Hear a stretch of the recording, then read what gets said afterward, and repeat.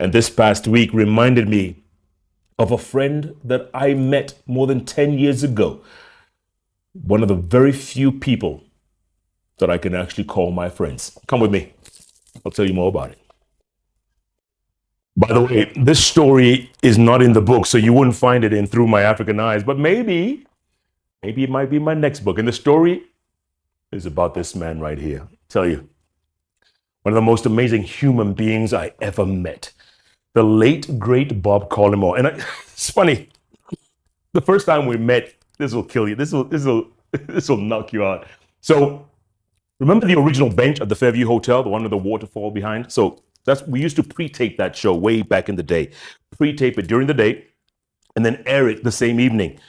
So this particular day, my guest was Michael Joseph, then Safaricom CEO. So Michael had been coming on the show a few times, and when he came, there'd be security all around him, just like most CEOs. There'll be security spread out all over the place. So this particular time, he walks with this guy. There's this guy beside him, bald, clean-shaven, glasses, and he had this thing in his ear.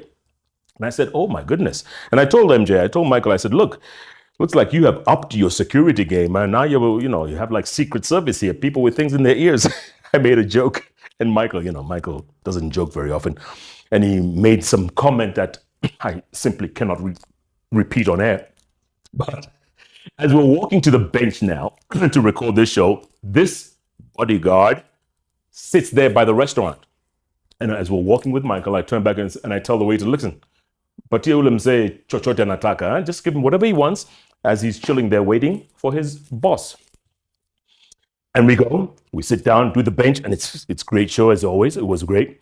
We finish, and Michael, as we're getting up, this is about 30 minutes or so later, Michael gets up and says, Jeff, let me introduce you to somebody. And we walk back to that guy who's at the table. And he says, Jeff, meet Bob Collymore. He works for us in South Africa for Vodacom, and he's here for a few weeks. Oh, by that time, he's had his coffee or whatever it is, or tea, because he's English. And we exchanged pleasantries, and and we left it at that. Didn't think much. He didn't say anything else. I didn't ask, and they left. So literally a few weeks later, there I am, sitting down, watching TV, and it's Safaricom. They have a live press conference. Michael Joseph is announcing who his successor is going to be. And as he's announcing, he says the name, and it doesn't quite register on me. But this guy walks up to the podium. Guess who it is? That same bodyguard, bold, clean-shaven guy with the glasses. I almost fell off my seat. This guy was the guy who was taking over from MJ, the guy that I said, oh, Mpatia Kakitu.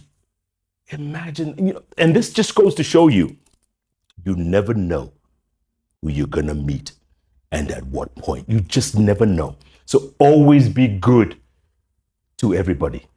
That's a lesson I learned on that day. And from then on, Bob got my number from somewhere and we started talking. We became friends. I would safely say I was one of his oldest friends. So we would talk on the phone, and one day he invited me over to his house and I invited him over to my house. And it was like that for a while. We started, developing a great relationship.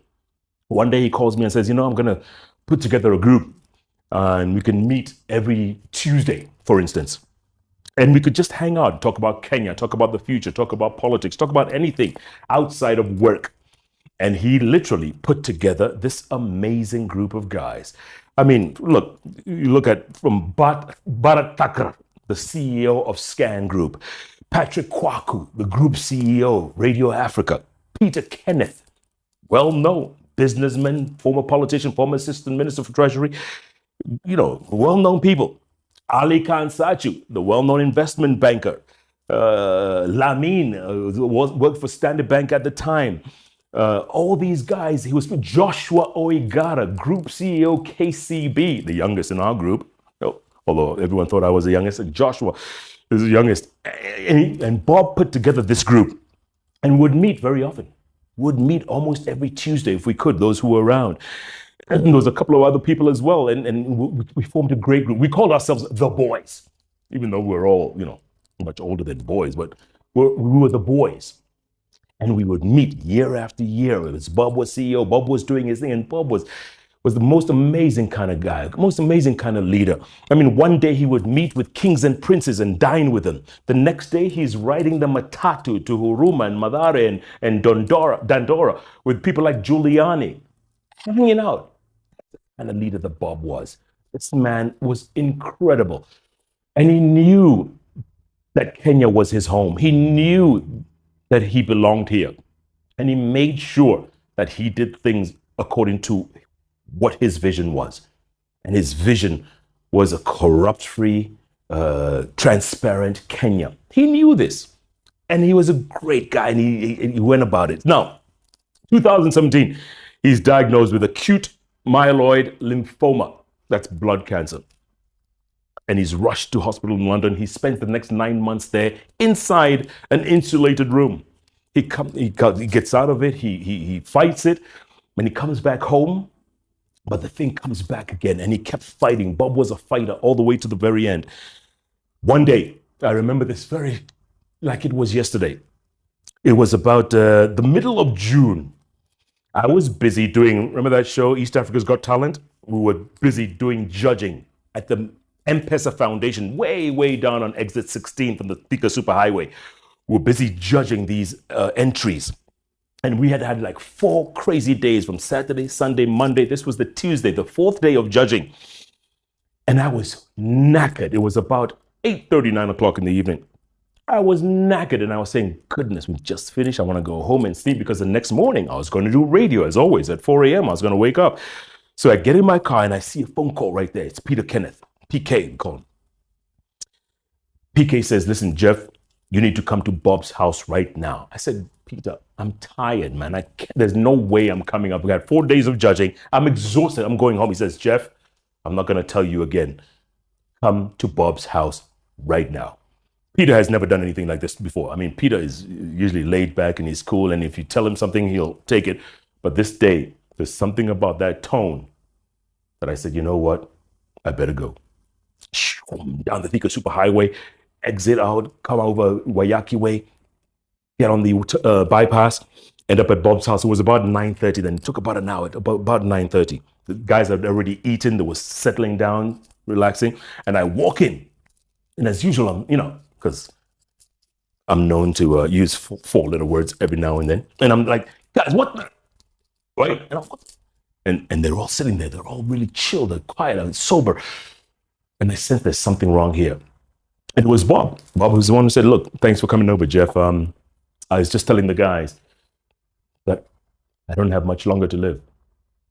Bob said, I said, what? What the? And I begin my expletives. And I sit down and he explains. He says the cancer has come back. It's overwhelming. And I don't think I'm going to make it through the month of July. And everybody's there sitting quietly. No one's saying anything. In the meantime, Bob had reached out into his cabinet and Bob was a whiskey collector. So he had like about 162 bottles of whiskey from around the world. And he reached into the cabinet and you could just imagine a cabinet full of whiskeys from around the world. He reached out and took out a special bottle. And he poured it and gave each and every one of us. Some of us don't even drink whiskey. He says, guys, let's drink to this. So we drank and we were trying to take it all in. And it was very overwhelming because we always, 2 years before that, he had beat this thing. He had been in hospital for so long. He had defeated this cancer. That day, it looked like he was really sober and very succinct about the way forward. So we sat and we drank that whiskey. And we chilled for a bit, and my tiredness, my fatigue all disappeared in an instant. And we finished that, and we all walked out, and we went our separate ways. And then this was a Tuesday, right? So the same Saturday, Tuesday, Wednesday, Thursday, Friday, 4 days later, I'm chilling with my mom and my sister Shiro. We're having lunch at the club, and I get a phone call, and I see it's Bob. And I pick it up and I say, hey, Bob, what's up? He says, look, you guys around? Are you around? Can you come over? I said, Bob, I'm having lunch with my mom and my sister. So can I pass? He says, look, it would be really good if you came. That's how Bob was. He would just say one word and you literally wake up. So he said, look, it would be really good if you came over. So I told my mom and sis, I said, listen, To go over to Bob's.